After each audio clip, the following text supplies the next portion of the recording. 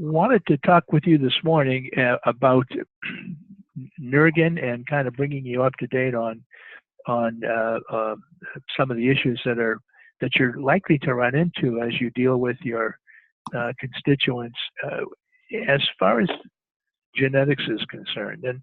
And I've entitled this a guide for family support groups. I've done this a couple of times, and it's my intention to try and get everybody kind of on the same page with regard to genetics. There's probably a disparity among the different regions and the different groups about how familiar you are, how comfortable people are with genetics. But I think that family support groups, it's inevitable that some of their constituents, some of the families that they're working with are affected by genetic disorders, and I wanted to make sure that you felt comfortable and understanding about how this stuff works and in conversing with your groups.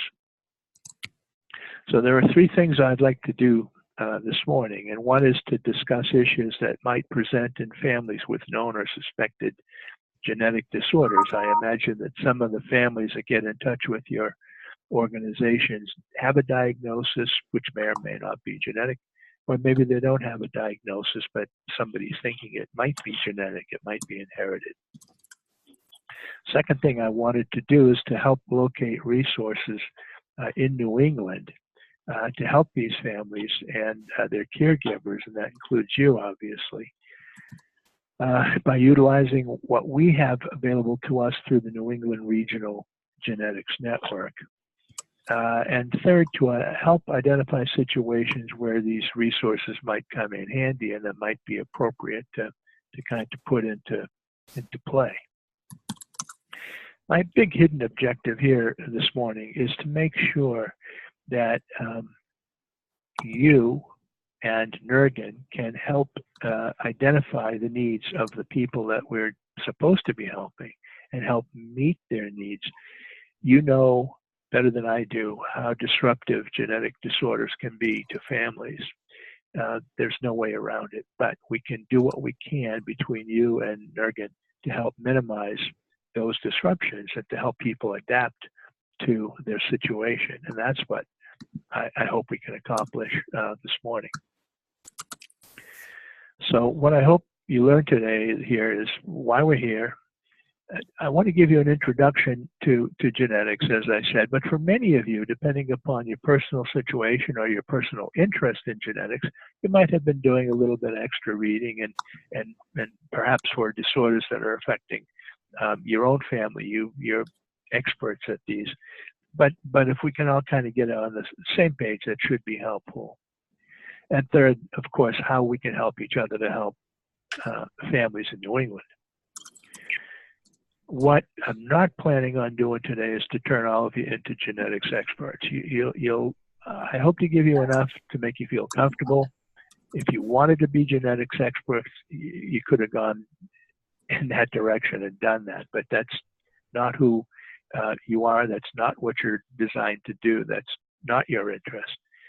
And I don't want to distract you from your primary obligations. You have a role to play in this, and it's not being genetic experts. I don't want to take you away from what you do, because what you're doing is very important. It's critical. It's complementary to a lot of other stuff that goes on. And I don't want to make life harder for you. I want to make it easier so that you have a comfort that perhaps you didn't have prior to today's discussion. So let me tell you now about myself. I'm a genetic counselor. I've been a genetic counselor for over 40 years. That makes me one of the old veterans. And for much of that time, all of my professional life, I've been in Maine.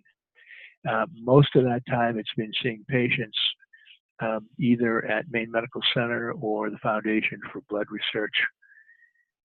I've done an awful lot with genetics education for physicians, for teachers, for clergy, for lawyers, for judges, for people who aren't likely to get or be exposed to genetic information along their course of study.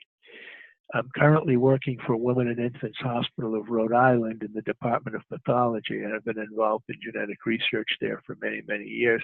But there's a handful of us that work for Rhode Island but live and work in Maine, so I'm very fortunate to still be able to work where I'm close to home and in the state that I've kind of adopted. I'm not here on behalf of Women and Infants Hospital of Rhode Island. I'm here on behalf of the New England Regional Genetics Network, which is one of 7 national networks that are funded by Maternal and Child Health Bureau to bring genetic services closer to local communities. There are genetic services in Portland. There are genetic services in Hanover, New Hampshire, Burlington, Vermont, Boston, and many other places, in Providence, etc. But a lot of folks don't live near there and find it difficult to get there, and because of either geographical or cultural or financial or many other reasons, cannot get to genetic services. We want to kind of bring those services to them, and there's a variety of ways we can try and do that. NERGN itself is housed at the Institute on Disability at UNH in Durham. Peter Antle, who you just met, is one of the co-directors. John Moschler, Dr. John Moschler, pediatric geneticist up at Dartmouth, is the other co-director. And along with Karen and myself, we're the 4 people that kind of manage NERGN. And that's, woefully inadequate to try and reach all the people in the entire region that can use help. Our mission, or NERGN's mission, and it's the mission of the other regional networks, is to promote and improve health and social well-being of those with inherited conditions. For us, it's in New England. For the other regions, it's across the country. The bottom line is we believe that all individuals with genetic conditions in New England should have the opportunity to achieve their fullest potential. And for us to do that, we have to partner with organizations that have contact with these families and individuals, because we do not. It's very unusual for us to directly be involved with an individual with a genetic condition or a family. But you folks do, community health workers do. They're being seen by the federally qualified health centers. They're being seen by public health departments in many states. There are cultural brokers. We need to reach out to you folks, family voices and parent-to-parent groups, because you're the people who have contact. We're also on a parallel track working with primary care providers, but that's kind of a second arm of our effort. We have to make sure that we involve, to the extent possible, family voices group and people who have their feet on the ground, people who have the inside knowledge and can help to direct the families that they work with toward genetic services. So we need to collaborate. Peter has been in touch with your organizations about how that can happen, and I think he'll discuss and talk about this a little bit more toward the end of this discussion this morning. So that, I hope, explains the rationale for why NERGN is here, why we've been in touch with you, and brings us to the kind of the didactic part of our discussion this morning. Are there any questions or comments so far?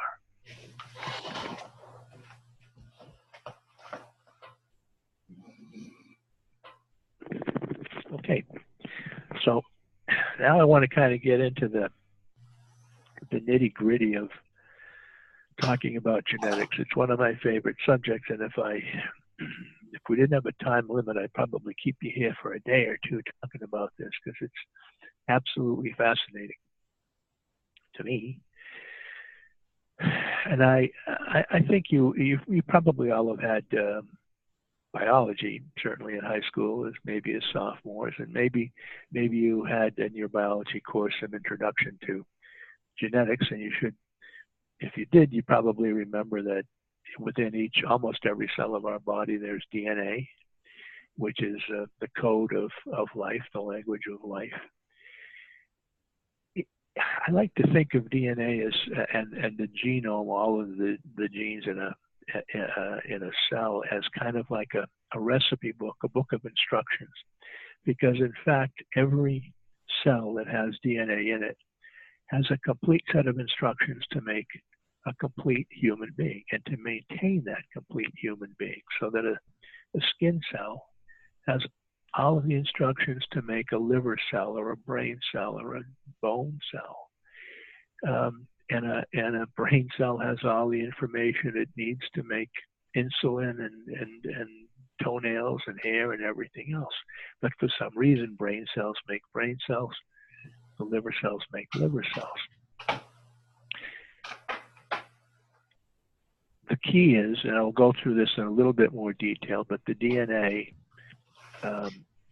is responsible for making about 20,000 different proteins. And protein is something that everybody understands.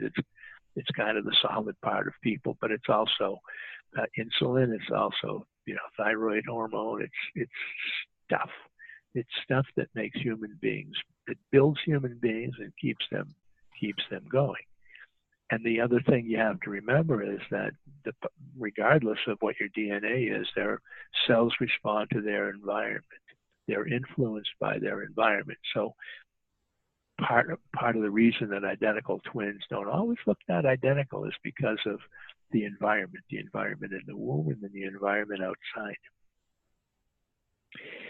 If we were to take a cell, and I can, as I was looking at this slide this morning, I was remembering my days back at Rutgers when I took my graduate course in genetics, and we would have to in our cytogenetics class we'd get blood samples, our own blood samples. We would prepare the cells to be analyzed like this, and we'd put the solution of these cells in an eyedropper, and we'd take a glass microscope slide, and we would physically squeeze a drop of this liquid out from about 2 or 3 feet above our heads and drop it onto the microscope slide.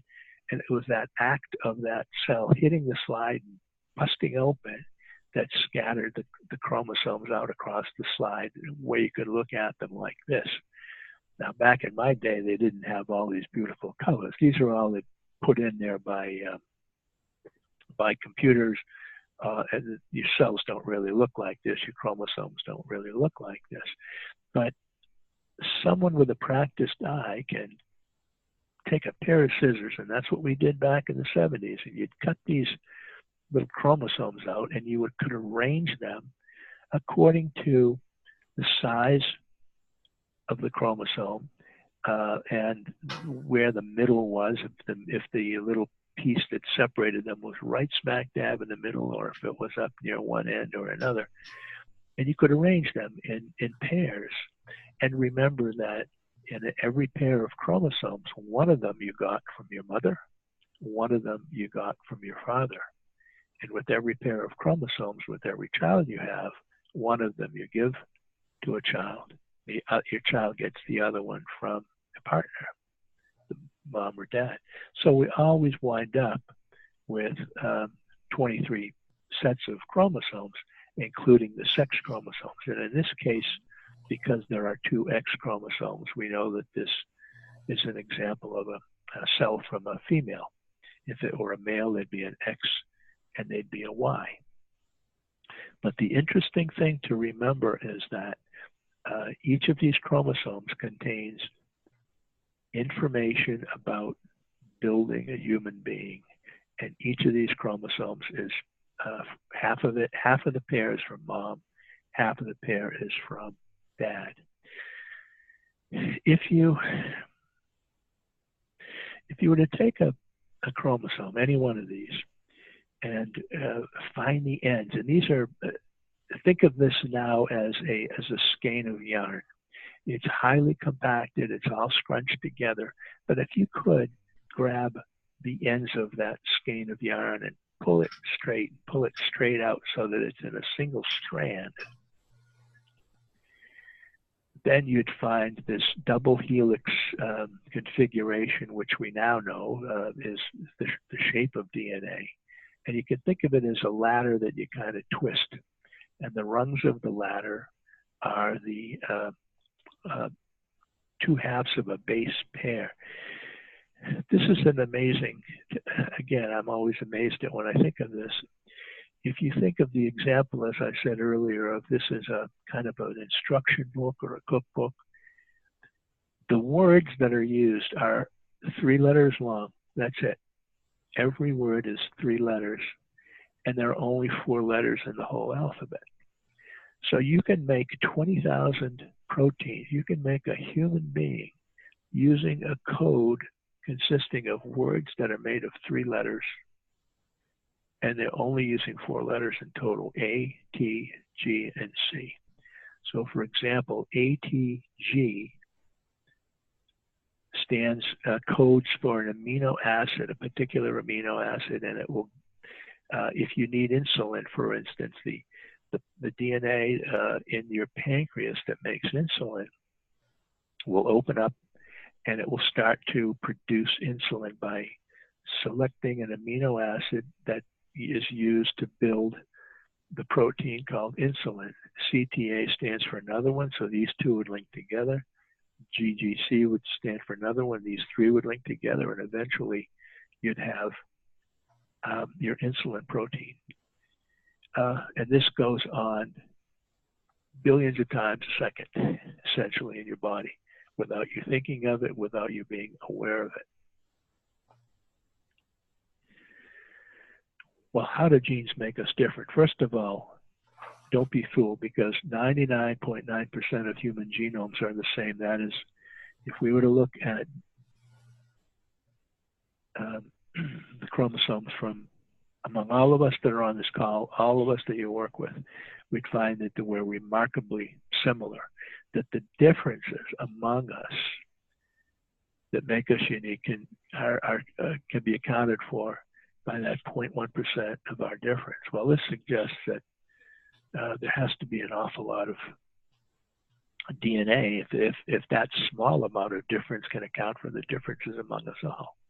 And in fact, if you took one skin cell and you took the DNA and you were able to take these skeins of yarn and pull them, stretch them out, tie one end to the other, from one single cell, you would have a string of DNA about 6 feet long. So one cell has a tremendous, tremendous amount of DNA in it. There's a lot of opportunity to write instructions for different things. There's a lot of opportunity, even if 0.1% of that were changed. That's still a lot of change. In fact, the changes that occur, the activity of the DNA in your cell, every second of your life, there are 300 million cells that die and are replaced. So this process is going on at cosmic levels, at cosmic speeds that most of us can't really appreciate. It requires a lot of energy. It requires a system that it humbles me to think of how the human genome works and how functional it is. So we started out by talking about the impact that genetic disorders have on families. Well, how do these disorders occur? How do these changes occur? Well, there are several ways that these changes can occur. One example, I guess, if you kind of take the big picture and look back and say you can have whole entire chromosomes that can be added or subtracted from a genome, from a person's genetic complement. Or you can just have chunks of chromosomes that are added or removed. They could fall off of one, a chunk can fall off of one chromosome, hook onto another, which is called a translocation. A chunk can come out and twist itself around and put itself in upside down. Some chromosomes can get turned around into rings. There are very, very many disorders that can occur on a chromosomal level. And if you can see the chromosomes, as we've shown in our, then you can find those changes. Now, here's another example, a set of chromosomes from an individual. And if you're sharp, you should be able to see what the problem is here. The colors are different. Remember, the colors that are in these chromosomes or in the other set that I showed you are not the way things look in a real cell. They're added just to make things more helpful to identify. But if you look at these pairs of chromosomes, you get down to this section here, chromosome set 21, where there should be 2, there are 3. It's a perfectly normal chromosome, nothing wrong with it. It either came from mom or it came from dad. But because there is an extra chromosome, that's the chromosomal signature of Down syndrome. And just because there's an extra dose of all of the genetic material that's on that relatively small chromosome, it causes the typical characteristics and health problems associated with Down syndrome. And this happens to be from a male because you have one X chromosome and one Y chromosome. The Y chromosome is one of the smallest chromosomes. Doesn't contain a whole lot of information, but it's what distinguishes on a genetic basis, distinguishes males from females. But you can also get genetic changes that occur on the molecular level, way down to the DNA level. And these are the ones that are a little more challenging. And they can be triggered by the environment, or they can occur spontaneously. For instance, you're always warned, we're always warned, you don't lay out in the sun without sunblock, because the ultraviolet radiation from the sun can change your DNA, and it can cause skin cancer, widely known. The products that are in a cigarette smoke, when inhaled, can change the DNA in your lungs and cause lung cancer. But these changes, these mutations, which we refer to as, can also occur spontaneously, because just the fact, we're getting 300 million cells dying every second, that kind of the byproduct of that cell death and the stuff that's floating around also can cause mutations normally. And mutations are nature's way of changing the population in order to protect it. Kind of paradoxical, perhaps. But nature is always experimenting. It's always making changes in your DNA. It wants to make sure that if an environmental calamity occurred, or a change occurred, that at least part of the population would survive. So it's always making changes. Some of these changes, these mutations, can give you an advantage. It can help you live longer. It can help you have more children. Some of them can be harmful. It can shorten your lifespan. It can cause decreased fertility. But many of the changes that occur in nature are neutral. They don't have one effect or another. They just happen. But this is going on constantly. And they can sometimes only affect certain cells in an individual, like skin cancer. Sometimes they can be passed on through generations.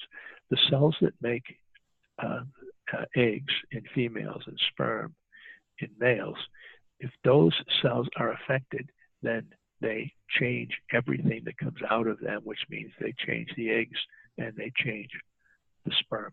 And remember, women, females, have every egg they're ever going to have, and every egg that's ever going to get fertilized to become a child of theirs, they have before they're born. The eggs are formed before a woman's born.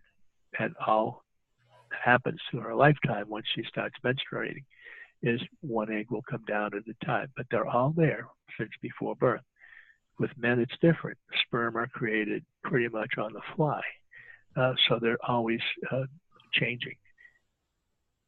Interesting side fact. So let's talk about how these mutations can affect a person. Let's say, again, I love just kind of using the recipe or cookbook as an analogy. So if you picked up a cookbook with a recipe and you're going to make something, and you read the instruction, now add 1 egg. And I purposely used words with 3 letters. I couldn't limit it to four letters in my alphabet, but at least I have words with 3 letters. Most people would see this, now add 1 egg. And that's an instruction they know how to follow. They could do it, they complete it. They add an egg to whatever they're making. If a mistake occurred where this A changed to an E, and the instruction that you read is now add 1 egg, many people would say, oh, that's a typo. I know what they want me to do. They want me to add 1 egg. So the instruction is not lost. The instruction can still be followed. It doesn't matter that a mistake occurred here because you can follow the intended instruction and it has no effect on the product. But if the 1 egg that you're supposed to add, if that instruction were changed somehow to 2, now add 2 egg, I think most people would say, I know what they want me to do. They forgot to put the S here. That's not a big deal. I still understand it. They want me to add 2 eggs. Well, no, that wasn't the original intent. They wanted you to add 1 egg. If you add 2 eggs to the recipe, well, depending upon what you're making, it could make it a better recipe, a little richer, or it could make it too goopy. Who knows? It depends on the context of this. It could have a positive effect or a negative effect. The bottom line still is, you have an instruction. Might be the right instruction, might be the wrong instruction. It still does something. And so this is what your DNA is giving these instructions out, but these are prone to these mutations, to these changes that occur. Now, fortunately, one of the systems as part of the genetic code is there are proofreaders that come along and read the DNA constantly, and they check it. And it's very often if they'll say, well, gee, this is supposed to say 1 egg, it will snip this thing out and it will replace it with the correct instruction. So that these little editors come by all the time and rearrange things back to normal. But sometimes mistakes occur in those proofreaders. The proofreaders themselves don't work because of a mutation. And a lot of these things get by.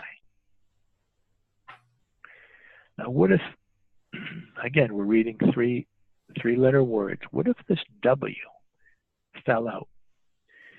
You still have to read 3-letter words. So now your instruction says Noah, Do, Ni, Ga. I think many people would look at this and say, I give up. I don't know what it's telling me to do. So I'm going to either ignore this instruction or I'm going to throw away the whole recipe and make something else because it's unreadable, it's undoable. The bottom line is whatever this was supposed to make, it can't, it won't, it's unable to. So if instead of if this were the instruction for insulin, it's not going to make it.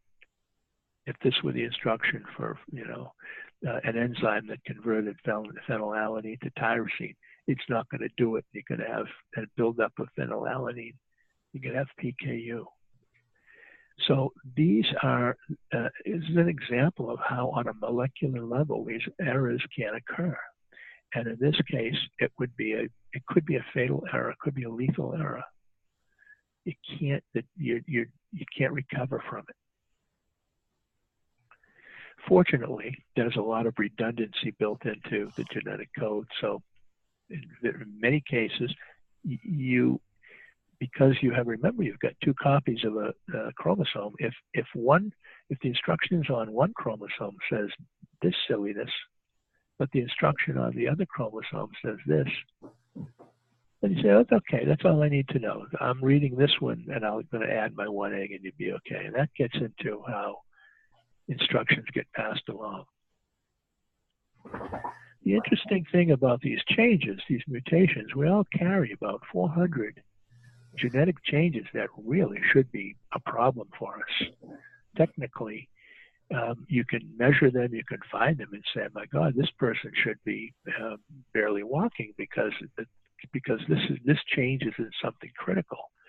But what we're finding out is that many of these changes that occur are overridden by other parts of the genome that haven't even recognized yet. They say, yeah, the genetic system allows for lots of mistakes to happen, but they're covered down the way. They've got backup after backup after backup. And then unless everything goes wrong, or unless an environmental piece comes into play, you get a viral infection that triggers something that otherwise in a healthy person wouldn't be a problem, then you can get into problems. Our children have about 60 mutations that they did not get from their parents. These are changes that occurred kind of in the whole process of creating a new human being. Which means that we have about 60 of those 400 changes we have, 60 of them are ones that our parents didn't have. So it's kind of a moving target all the time. There are things that can go wrong, and sometimes it's really surprising that people can have healthy kids because there are so many opportunities for things to go downhill. Okay, so now that we've kind of gone through that, I wanted to talk a little bit about how inheritance works, and why there's a concern that if a parent has a disorder, that a child may have it, pass that on to their children as well. There's three different types of inheritance I want to talk to you about this morning. They're the most common types, and they're called Mendelian inheritance because the Augustinian monk Gregor Mendel kind of discovered these in peas hundreds of years ago, and it was his work that kind of led the way to understanding how genetic differences were inherited. So here's an example here. Here's this guy who's affected, and let's say he has a disorder called familial hypercholesterolemia. What this gene does, and it's represented here by the blue gene, the blue chromosome. It's on this chromosome here. He might have gotten it from his dad, might have gotten it from his mom, but it makes it difficult for him to break down cholesterol. So he's going to get cholesterol levels in his blood that are going to be quite high. He's going to be at a substantial risk for early heart attack or stroke. He could look at a family history of his and see people dying of heart attack or stroke in their 40s or 50s. And this orange chromosome represents the normal variation. Now, the woman in this case has two normal genes, so she's not concerned about cholesterol any more than most other people would be. Now, they have 4 children, as it turns out, and the father here, and for this child has inherited the blue chromosome, which has the affected gene on it, from dad, and he's inherited this normal chromosome from mom. So just like his dad, he's got one normal and one abnormal gene, and that means he's going to be affected as well. This child, this boy, would be at high risk for early heart attack and stroke. This girl was lucky enough to receive the normal gene from their father and this normal gene from her mother, she's fine. This boy got the normal gene from the father and this normal gene from the mother, he's fine. This girl got this normal gene from her mother, but the abnormal gene from her father.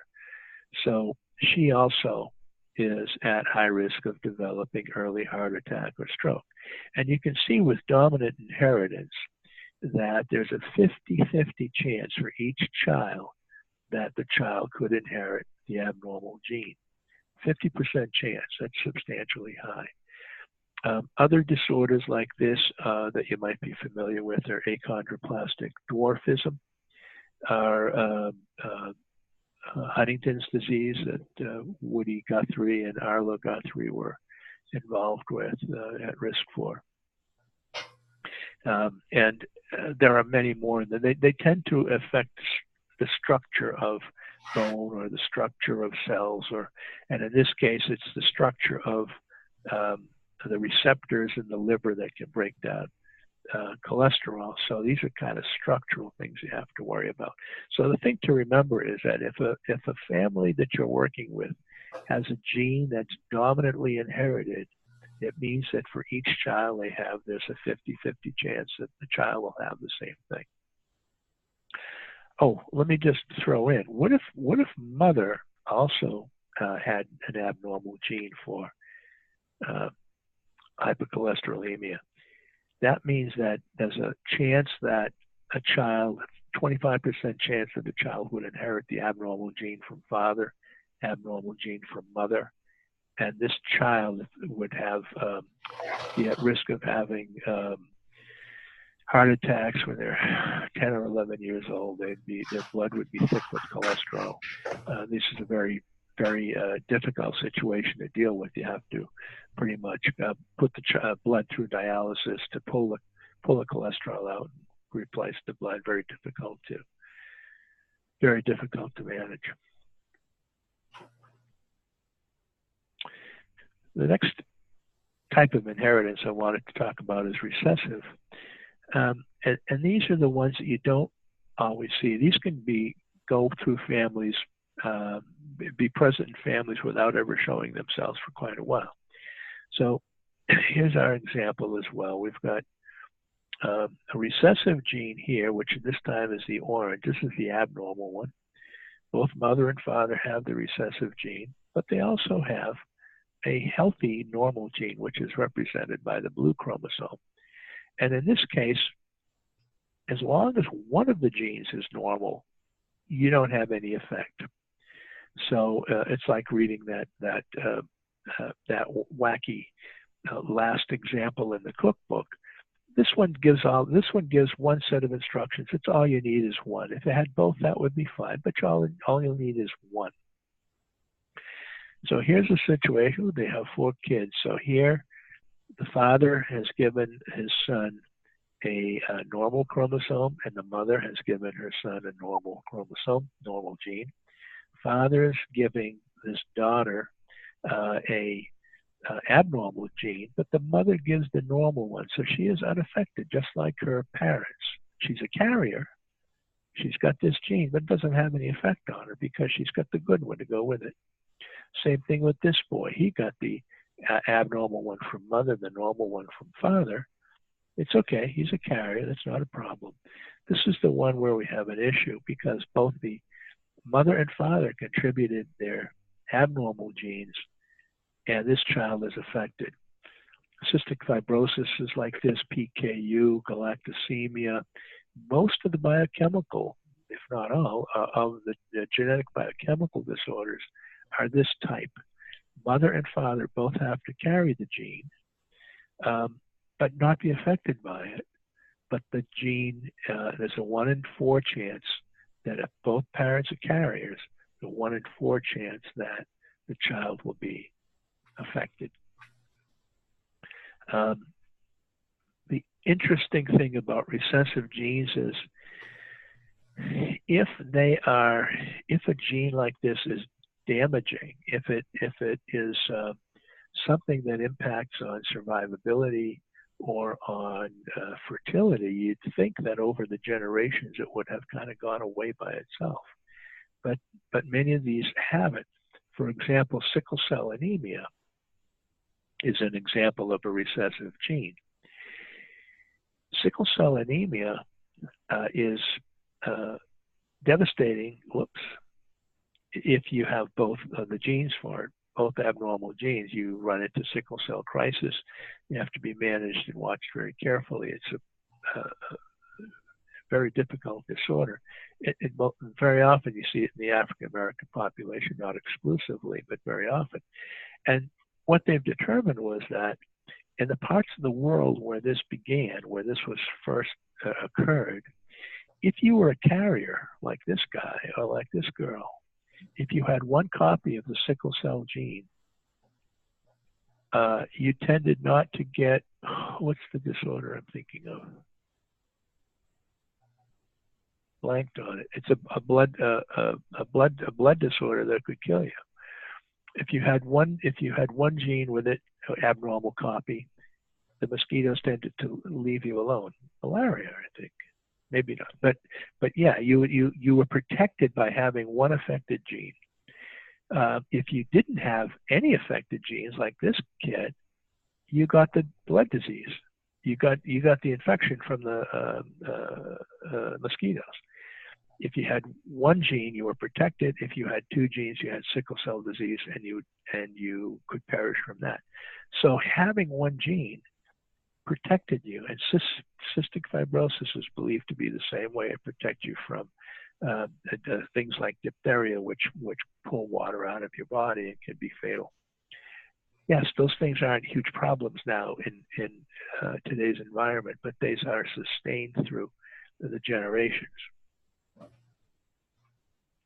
The final one I wanted to talk about inheritance is X-linked. X-linked genes occur on the X chromosome. Remember, women have two X chromosomes. Fathers, males, have one, and they have a Y chromosome.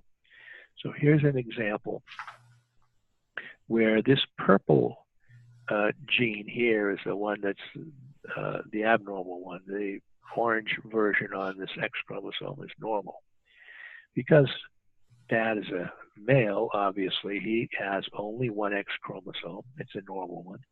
And he's got the Y chromosome. This mother is a carrier. She's got a normal chromosome and an abnormal X chromosome. If they have a son, that means dad gave the Y chromosome. It's the only way he can have a son. Mom gave her normal X in this example. He's unaffected. He's fine. He doesn't have that gene.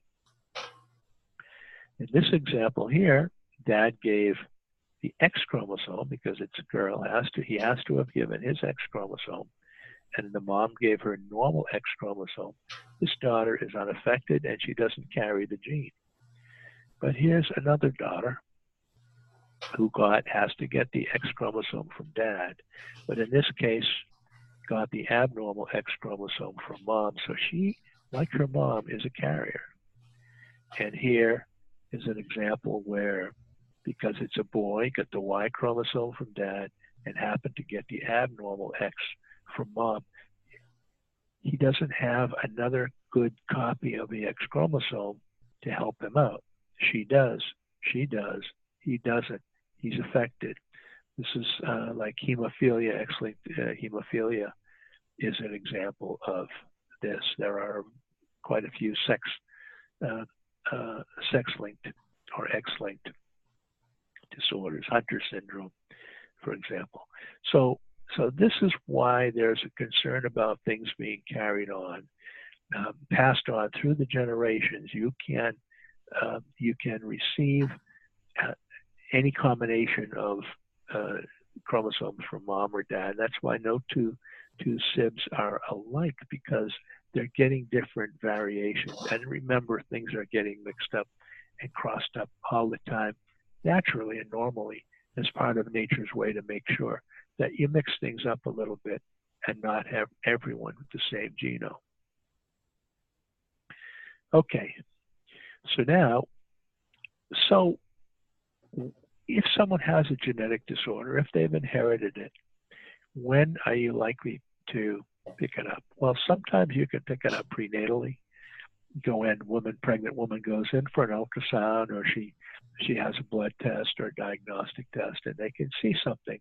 It's visible on ultrasound, or it could be visible as part of the test results.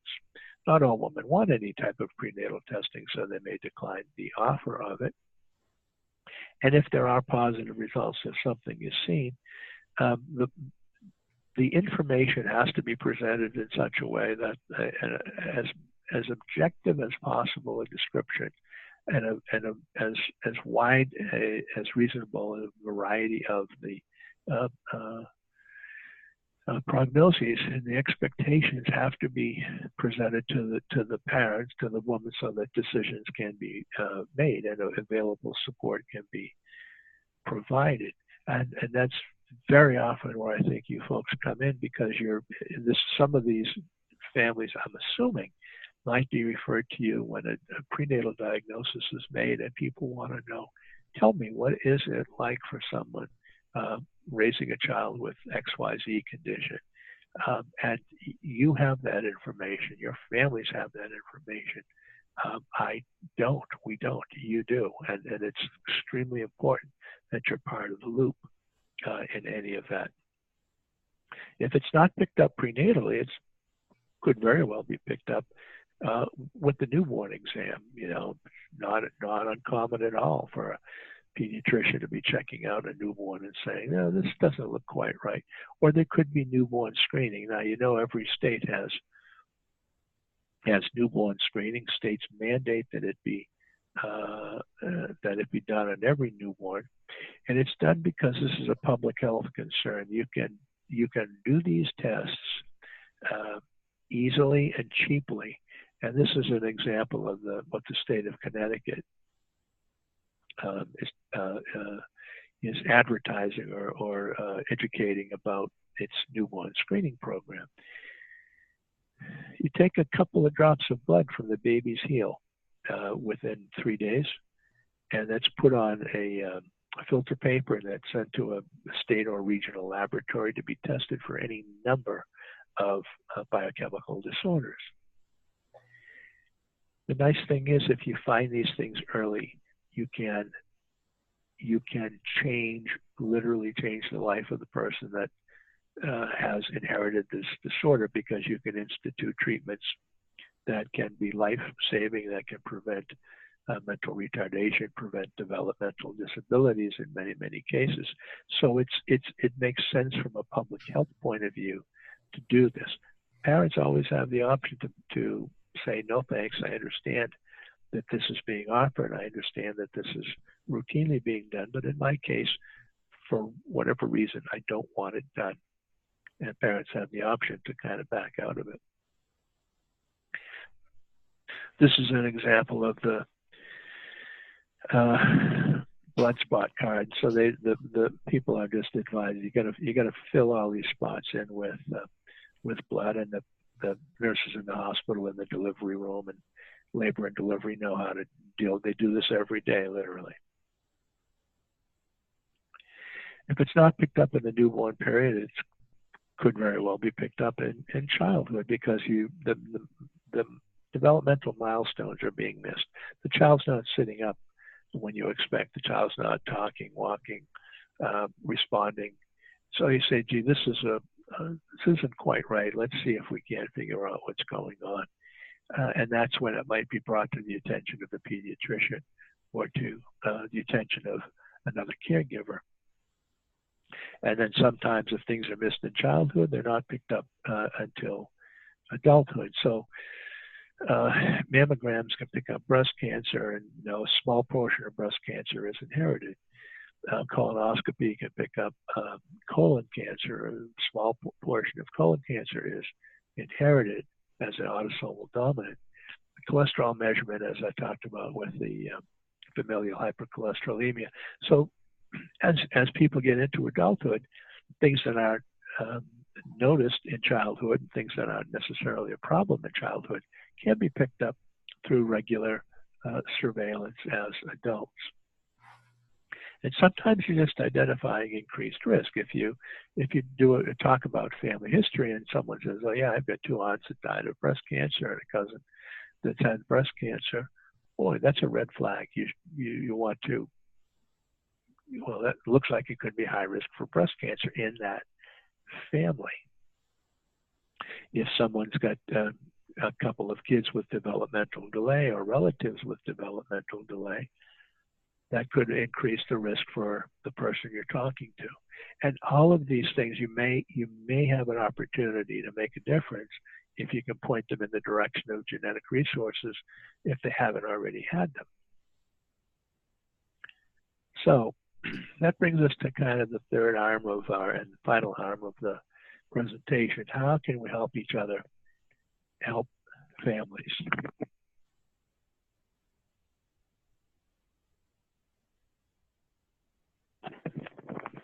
Just needed to wet my whistle there. So here's a question that you might get. If it's in the family, does it mean it must be inherited? Well, it could be, but look at this situation. Got a neighbor's child's birthday party. You're introduced to a family. Both mother and father are obese. They've got 2 young children who are also showing signs of being overweight. So the parents are loading up their plates with cake and ice cream, and they're telling their kids, "Oh, eat." And their dad says to you, "We're from a long line of heavy people. It's in our genes." Well, yeah, there are some metabolism and eating and feeling full.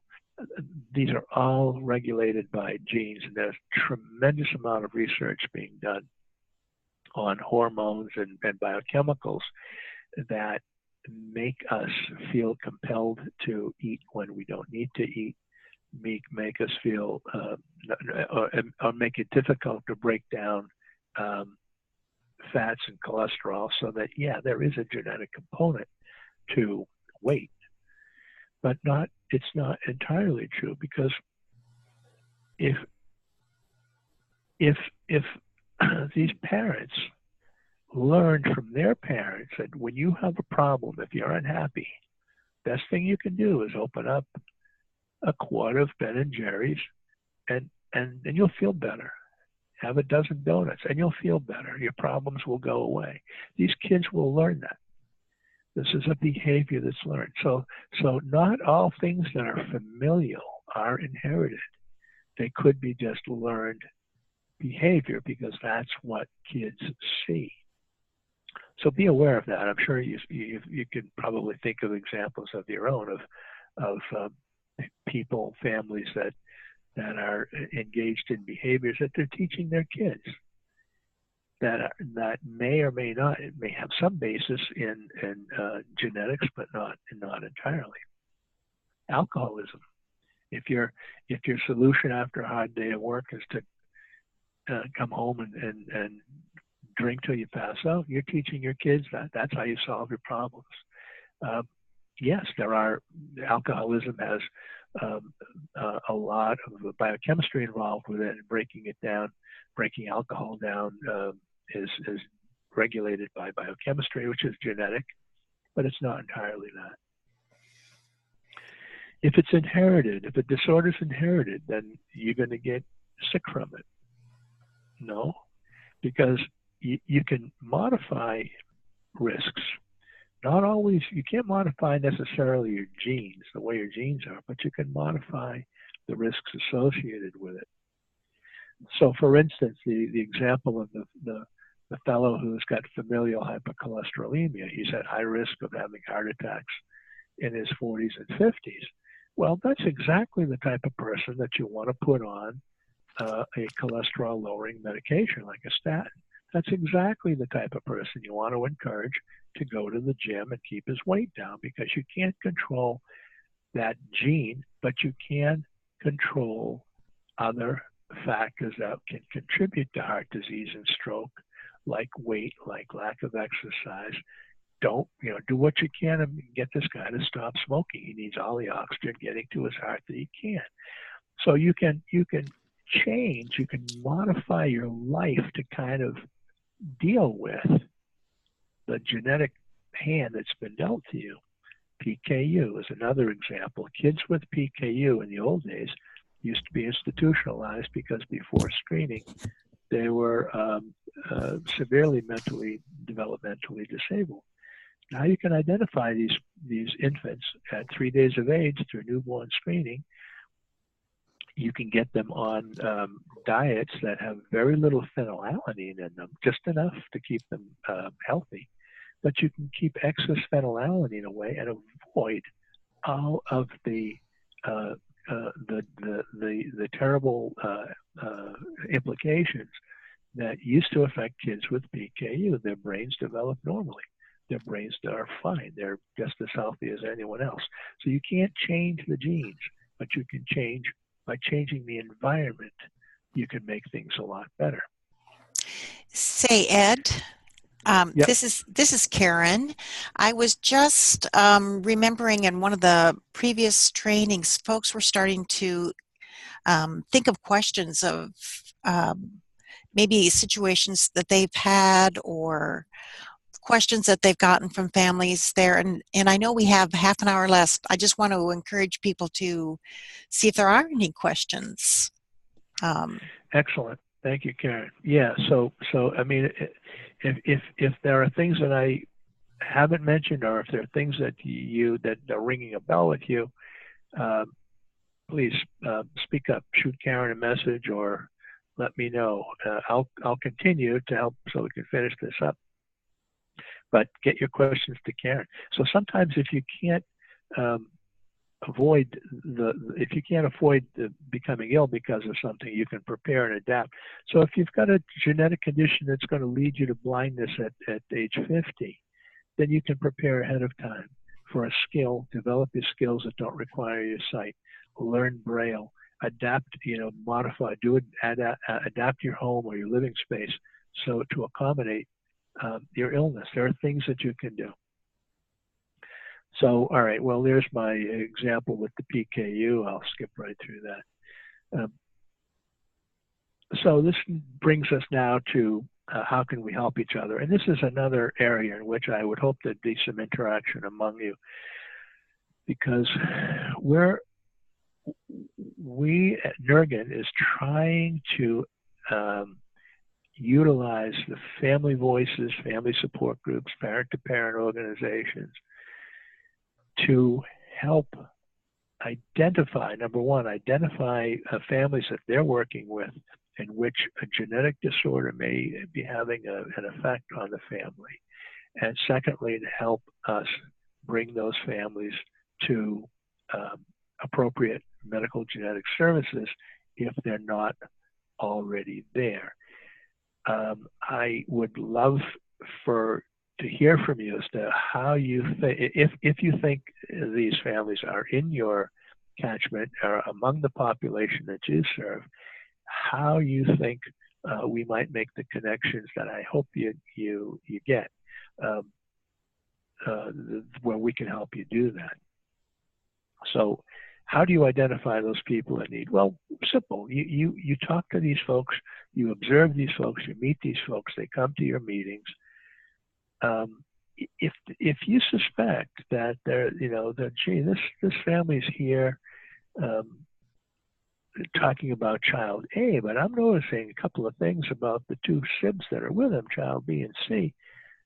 I wonder if there's not something else going on in this family. So if you suspect something, or if the family says, oh, my child has XYZ syndrome, I don't know a lot about it, but that's what they told me he has, and they reveal that to you, then they may be a candidate for some assistance for referral to a geneticist.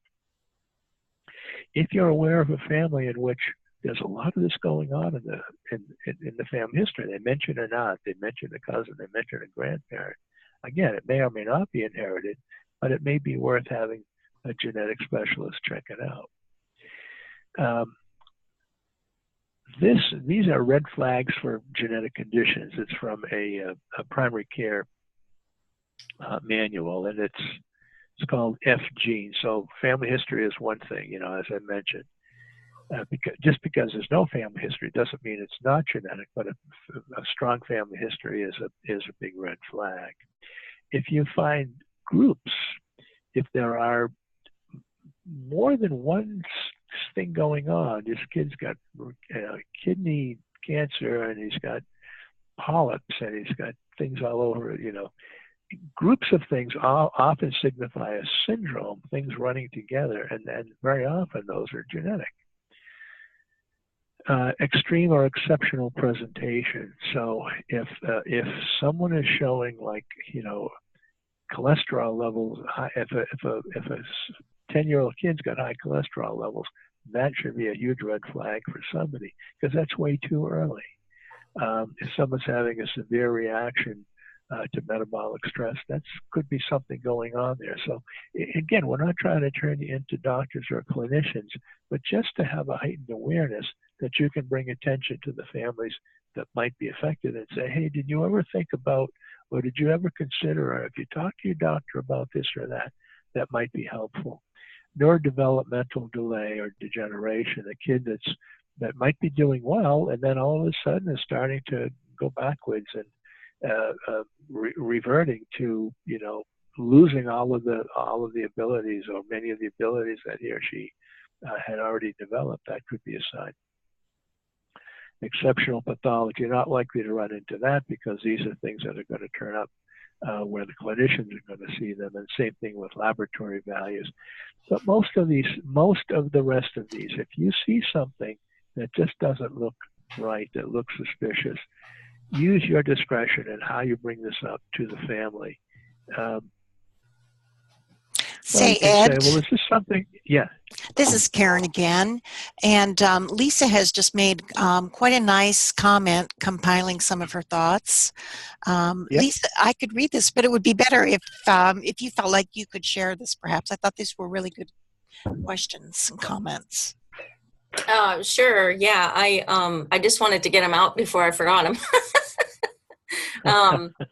So the first one was really, as a parent of a kid who's undiagnosed, we struggle a lot with how rare some of the diagnoses are now. I mean, genetics is great. They've made so much progress, but I mean, we are trying to match families from our state with families from other states because they're so rare.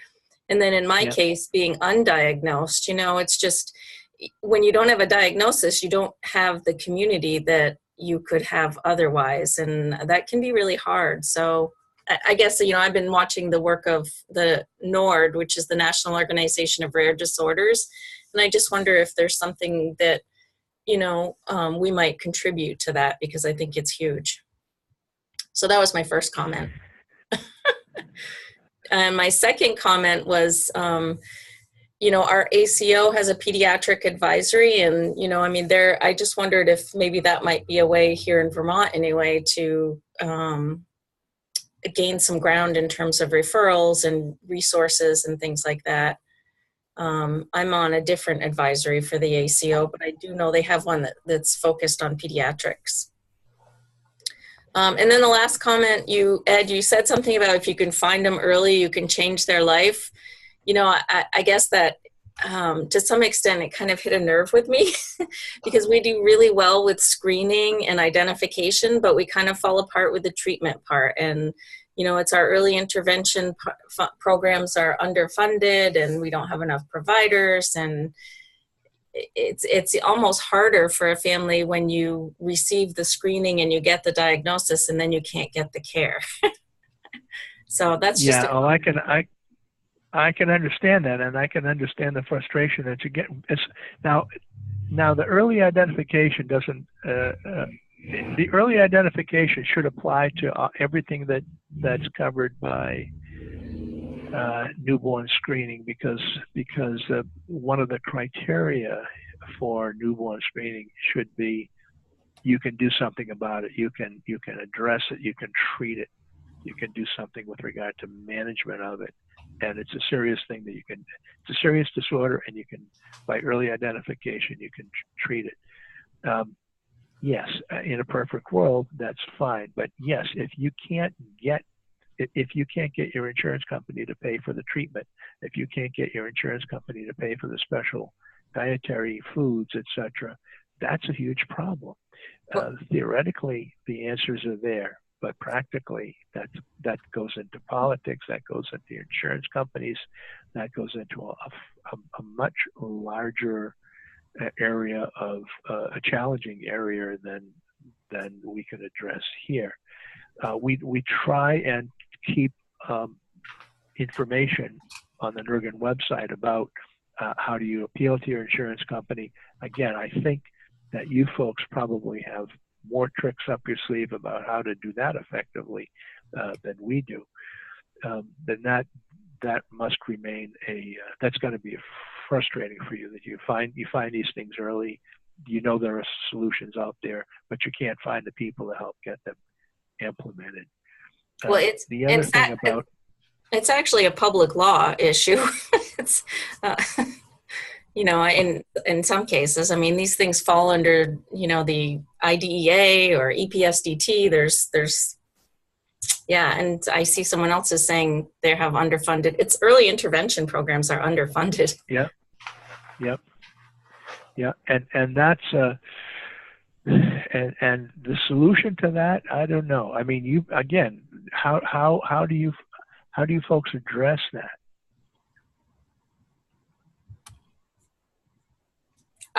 How do you address it? What do you do, Lisa? What do you do in Maine? What do you do in Yeah, I think that was my question. I'd love to hear what others are doing. I mean, I feel like we are always talking to the state. We're always trying to work through it. We're trying to, it feels like you're walking a balance beam or something, of trying to work with state people and families, and you're kind of in the middle. It's a very difficult situation, especially when you're talking about the way that most of our agencies are funded, because we are federally funded with federal grants. So you have to, and being underfunded is a legislative issue. And therefore, we have to be very careful about the information that we provide to our families and not putting our opinions out there and telling them how they should vote or how they should talk to their legislators or who they should tell to vote no on what. What we need to do is make sure we're educating them about the laws that are being negotiated and how it may affect their families. And then we have to let them make the decision for themselves. But we can't lead a march on the State House. Those aren't things that our agencies can do. Our hands are tied because of where our money comes from. That we have to remain very, very neutral and provide families with the information about how it may affect their families and their children, but let them make the decisions and determine the actions by themselves. So when you sort of say, what are you doing about that? We're educating families, but we have to be very careful about the political walk that we walk and the talk, and we can't talk political. And I don't know about you, Lisa, but a lot of me and my staff sit on different councils and agencies and collaborations with the state, and we tell them what our families are experiencing. But unfortunately, the political climate that we're in right now, not many people are receptive to what we're hearing, and it hasn't, I don't know about you, Lisa, but in Maine, under our governor, it's only gotten worse, and our voice has not made a whole lot of change. And in fact, our governor is choosing to fund 3 psychiatric hospitals as opposed to putting money in in-home supports and early intervention, and is taking $8 million to do so and is not seeking legislative approval to do so. So he's doing it behind the scenes, and he knows full well the issues that face our children in Maine right now with underfunded early education within our school systems and within our in-home supports. Yeah, very similar. So I guess I'm interested in what I was hoping to sort of walk away with from this webinar was, how can we partner with NERGN or NERGN in order to provide our families with another resource? And what does making a referral, and what do you guys have for resources that we can provide to our families to educate them about, you guys, and how would it benefit our families in doing so? I was looking for more information, I guess, on the partnership and what it would bring our families here in Maine. All right, Peter, are you still on the line? I am, yes. All right, this is a perfect spot for you to take over. Do you want to address Sure. that question? I'll do my best. So yeah, and part of the intent of these calls is to start problem solving that particular area. One of the things that's kind of come to light, at least in my own mind over the last few weeks, is we're thinking about the different implementation strategies that we have to try to create change across the region. So there's some of the things that we can do is very similar in terms of both the benefits of our role and where our hands are tied. So NERGN can be helpful at a broader level by being available as an educational resource, not only for families, but then also really a strong target on medical providers to help them become better informed about what they should be looking for when they're working with families. But then also, looking ideally for opportunities to educate at a legislative level, so that if there's a panel looking at specific legislation, that we can be called upon as experts in the field to go and talk about, here's why this is important, here's some of the long-term implications. Particularly for those areas where we have a focus on kids that are not being picked up by the system, that may have a genetic condition and need some additional support. And then bringing it back more to a local level, and our collaboration with you is trying to get a better handle on what resources would be most helpful to you that we could provide that would aid in outreach to families. So part of the first step of that is getting a better understanding on the types of questions that families have when they're asking about genetics questions. Part of what I understand to be the related problem to that, though, is that until the Family Voices organizations or any similar organization has a program in place around a particular topic area like genetics, that families won't know to ask you about it and therefore have additional questions. So it kind of creates this little small circular loop. So my initial thought in terms of immediate next steps is that we, have created like a 1 or 2 page handout that may be helpful of either, something that can be handed out directly to families and something maybe that also could be translated to different languages that would help to orient them about potential red flags, to watch out for at a family level that's easy to understand. Resources within the state for genetic services, specific phone numbers, names that people could contact for additional information. And it would be helpful to also just get some feedback again from all of you as to if we had, this kind of a research sheet that we started handing out, or like what would be helpful to include in such a sheet, that if you were to meet with the family where you think, well, maybe this is something that the family wants to discuss further, what are the kinds of information that they might be helpful to have?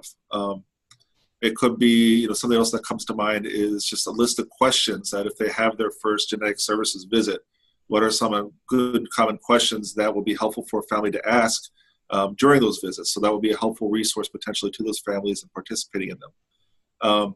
Other areas to think about from the supply end is, when you have a newsletter, are there certain topics that would be helpful for us to write like a short, brief summary on some particular topic related to genetics that families could start asking about or could start asking Family Voices members about, that would help them to understand a little bit more about the general importance of genetics and its potential impact on family and child health, as well as some of the considerations that they should have in planning out for potential services or service needs. So that kind of gets starting to get out a little bit around the question of more directly, I think, how NERGN and each of the Family Voices organizations could start collaborating a little bit more concretely together to figure out what specific tools and resources can we provide to families directly that would aid them in becoming more knowledgeable, competent about what services that they should use. On a broader end, one of the other things, just so that you're aware of, that we're also working on in terms of the service system is impacting the access to services, particularly genetic health services. So as you found with early intervention supports and services, that there's a lot of kind of backlog, limited support for getting a certain threshold level of services.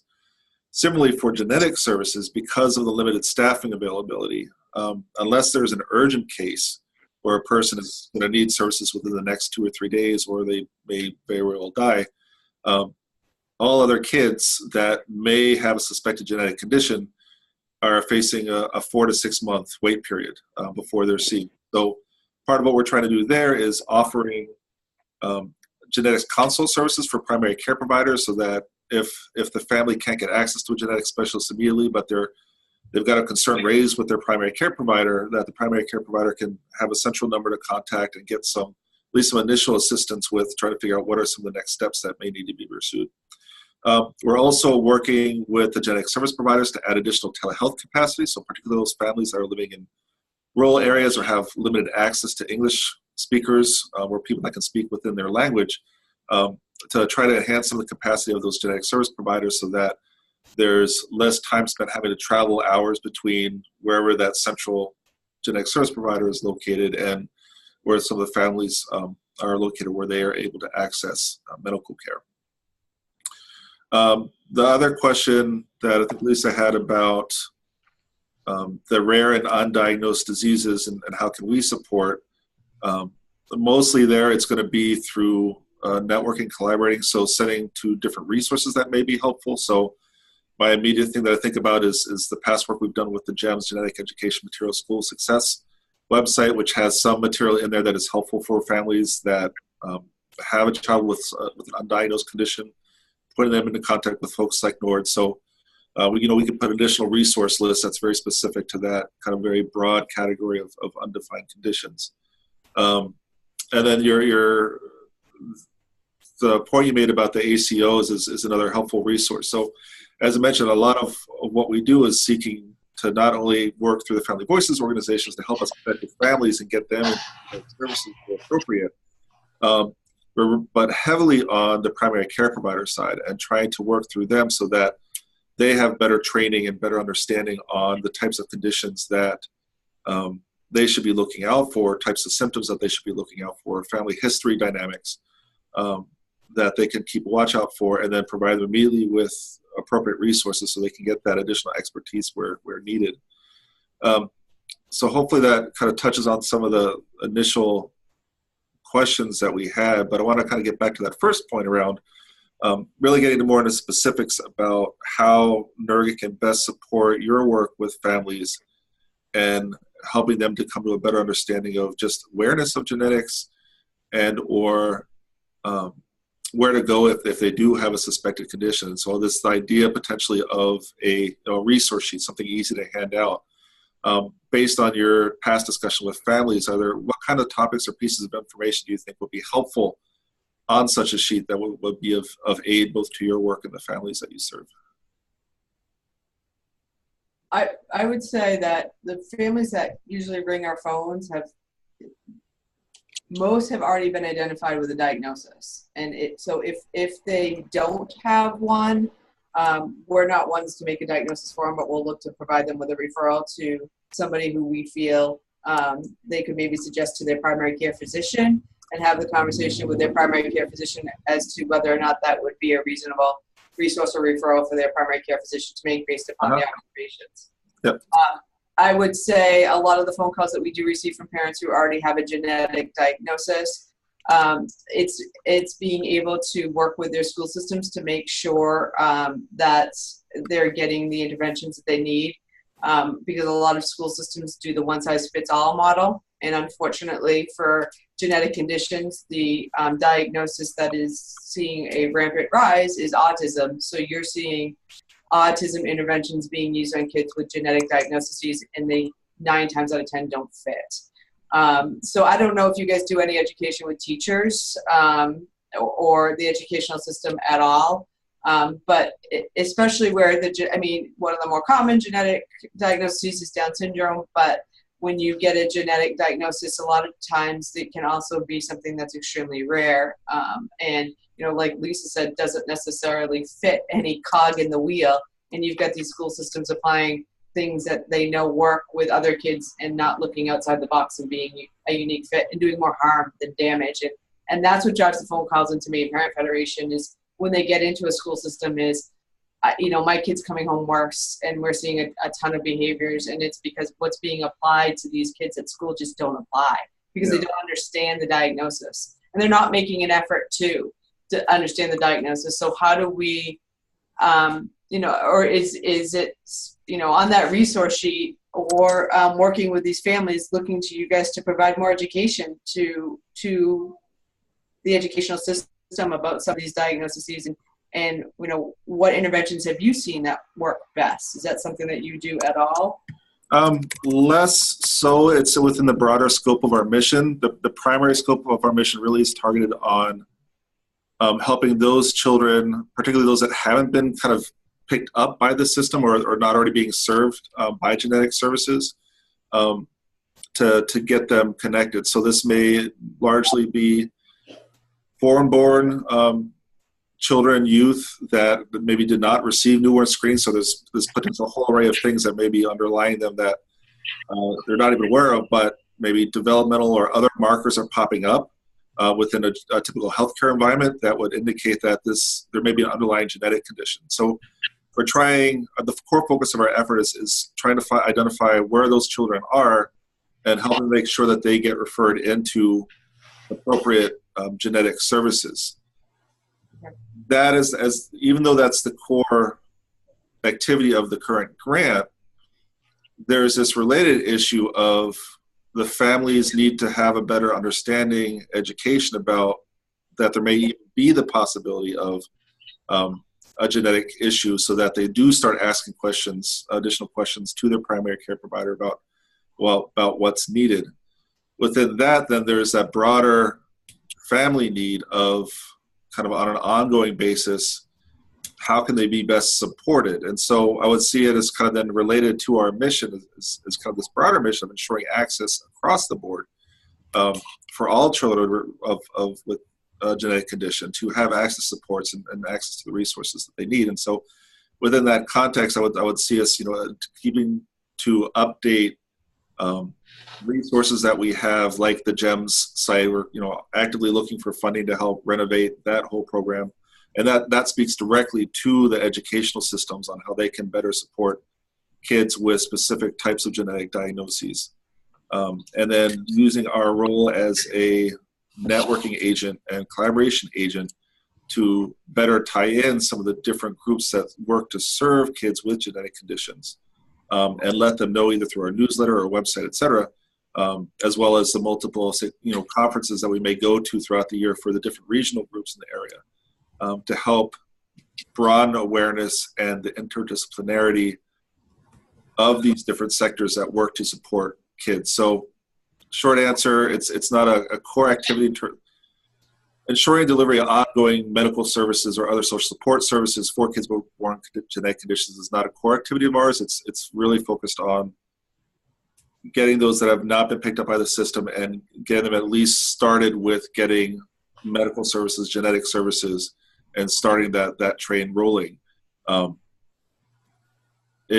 be part of our mission to help support that kind of long-term goal, and figure out what are the best ways of doing that. Ed or Karen, anything else to add onto that rather long-winded reply?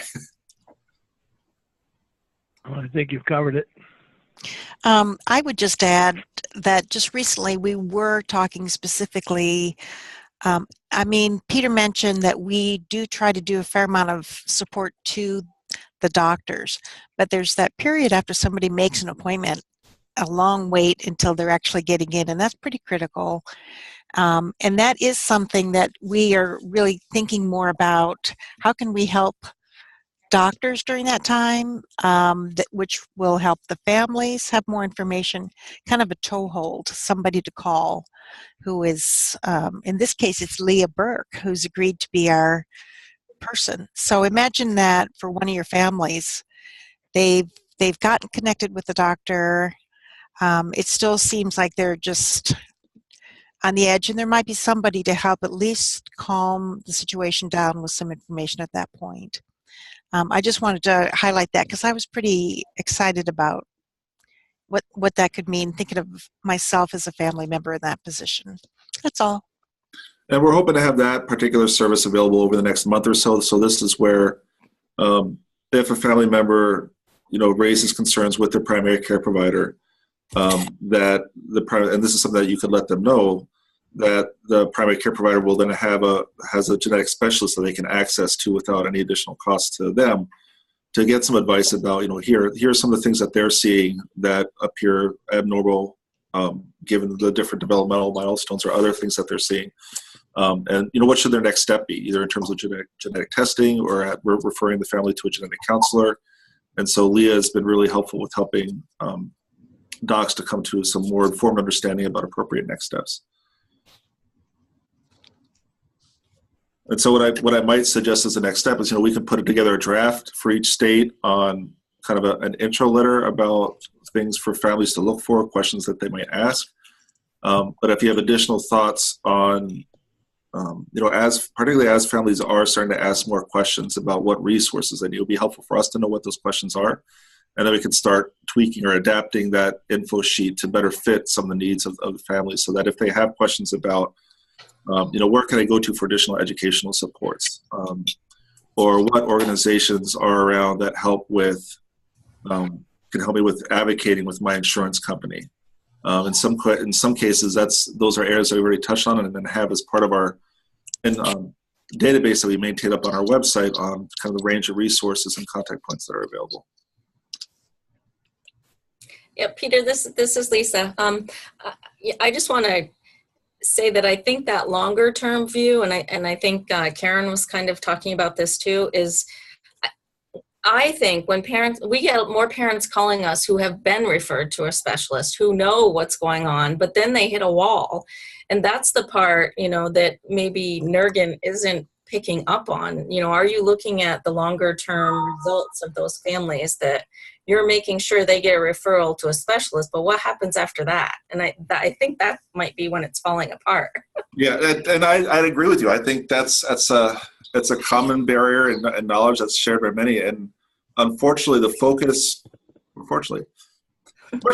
the NEGC grant, which was our previous incarnation, which was in effect for 10 years, was really heavily focused on that systems change. So once families are in the system, how do we support growth of a medical home model so that parents are having to do less combating with all these different medical entities about how to care for their child and having to be the prime superpowered knowledge container of all that relates to a particular genetic condition? Or how do you advocate better with the insurance companies, and how do you navigate appeals process? And we had this whole section just on supporting families directly on how they could navigate through their health commissioner's office to make sure that they got access to the services that they were supposed to be getting. So our challenge now is with this current grant cycle is that HRSA has also even changed the nature of the relationship between us and them, where they are now saying, this is what you are going to work for or work on, and here's what we're paying you to do, and this is what you need to be doing. And insofar as those instructions are given, it's this: get underserved populations who are not connected to genetic services into genetic services. So the level of funding really is minimally sufficient for even doing that, and only doing that really in targeted areas. And really doesn't even touch on the broader long-term issue areas. Like, they know, and we made a core point of it during our last national meeting, that workforce is grossly lacking within the genetic services community. And we kept kind of raising it multiple times that as part of any solution, that we run into a barrier now. Say, well, if we get a new site to provide telehealth services to a set of families, that they don't have the staff capacity necessarily always to meet that growing demand. And so what's being done to increase the availability of genetic service providers? And that's just that kind of one aspect of the medical thing. So you're right, you raise an absolutely critical point. It's unfortunately out of the purview of our direct grant. I think as people who are all connected in some way to this issue and care deeply about what happens long term, what we can do now is we support things like GEMS to try to help, at least at that school level, to help families get some better understanding, get additional supports for their kids. We raise the issue with the HRSA folks to say, as you're developing your new funding cycle for the next cycle, here are some of the needs that are out there. And so both myself and the other regional directors are regularly providing that input back to HRSA, and then it becomes, where down the chain of MCHB do they decide this is going to be their priority for the next cycle, and what is it that they're willing to fund? So we're fortunate in that we have probably 50 to 75% of our membership for this cycle was also involved in the last cycle, so we have a lot of continuity in terms of people who are just dedicated to this kind of long-term goal of ensuring families have access to the services that they need. And so this, to me, is like, it's the current chapter on what we have funding for and what we can make some more headway on, but not losing sight of all those other areas that, for us, that are involved more in the kind of long-term needs that we're continuing to work for, despite the fact that this current chapter is really heavily focused on the entry into services. Maybe we need to have our USEDs do a longitudinal study. I think any education and advocacy that can help to shed light on the impact of not addressing all these topic areas, it will be helpful, and it needs to be continued. So I kind of jumping on Lisa's back. I don't know if you would agree with this or not, Lisa, but I would say that I'm not entirely sure that we're getting the phone calls from the parents of the children who are not being identified for a genetic. Is that what you're looking for us? Because trying to figure out ways that we can better target those groups. And I think that event is largely a function of the fact that if you haven't been putting out that you have information about genetics, and families don't know how to ask about it. And so that may be a major driver as to why you're not getting phone calls from families that have that as a question area. So that's something we're going to start looking at and seeing, if we start providing some information like through your newsletter about, here's why genetics is important, here's some things to think about, and you may want to ask your Family Voices staff member a little bit more about if you think you have a concern or would just like a little bit more additional information. So I can start looking at and tracking up, how many calls did you have coming in prior to this year? And once we do some kind of educational intervention, are you starting to get more calls from parents as they become more aware of some of the services that might be out there? A lot of this we're exploring new territory because we haven't done this level of collaboration before, and there's not a good knowledge base out there about how do you best recruit and get these families into services. So we're trying the route through the Family Voices organizations, through other outreach workers, we're trying through primary care providers, we're going to be trying through FQHCs. So all these different routes to see, well, what are the methods that really seem to be most effective for trying to find those folks that have something underlying where the symptoms are really starting to affect their day-to-day lives, and how can we make sure that they get into the appropriate services that they need. So it's looking for different ways of how can we improve that process over time to make that more effective. Did that help answer your question? Yeah, I mean, and we're happy to have you, write a blurb for our newsletter.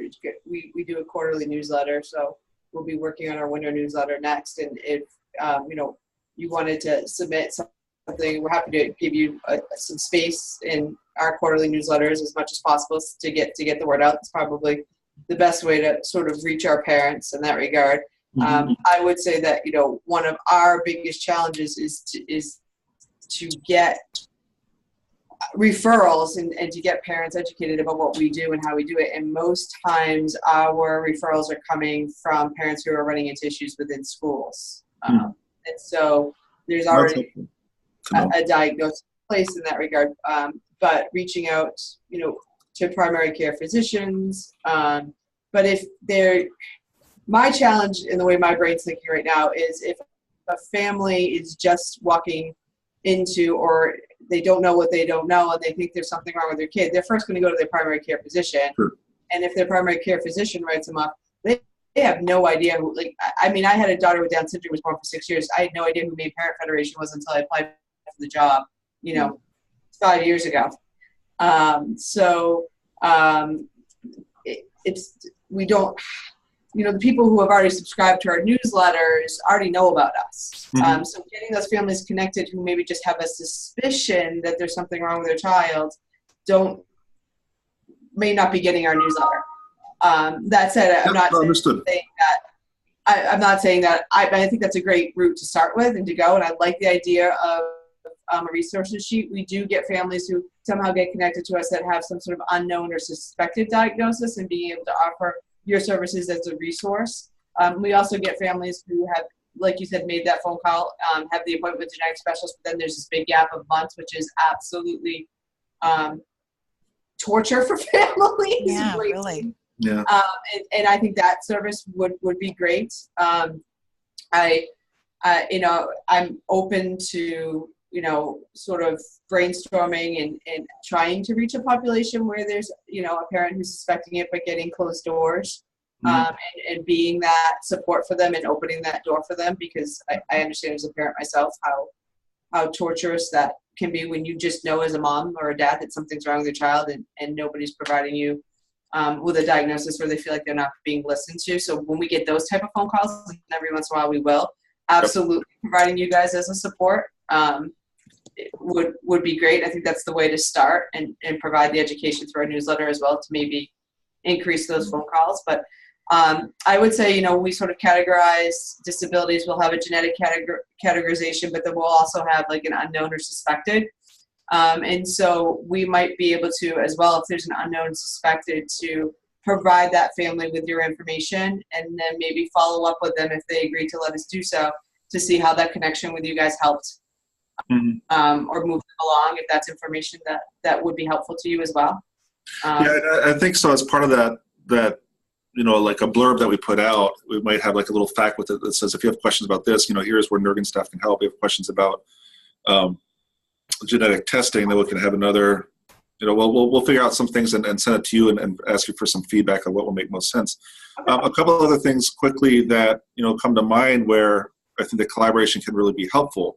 One is because of our networking role is really the targeted outreach to primary care providers. As I said, a lot of them aren't even aware of Family Voices organizations. So particularly within this realm of genetics, this is where I think the Family Voices are a huge help to providers and really important for them to know about. So this is our role then, is as we're reaching out to primary care providers and saying, here's a different service we provide, we also can offer you, you know, networking collaboration with your local Family Voices organizations, because they've got families that may be from this, you know, from this particular culture, say American Indian culture, that have dealt with this specific condition before, and can provide some advice and support to the family if they want to reach out. So that right there, I think, is a major benefit to them. And I'm just completely blanked on the second thing I was going to say.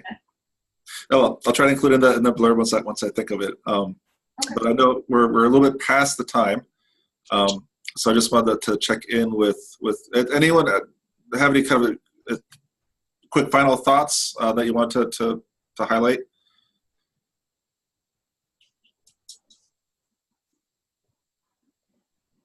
Well, I want to thank everyone for bearing with us, and I think, you know, the questions are good, the comments are great.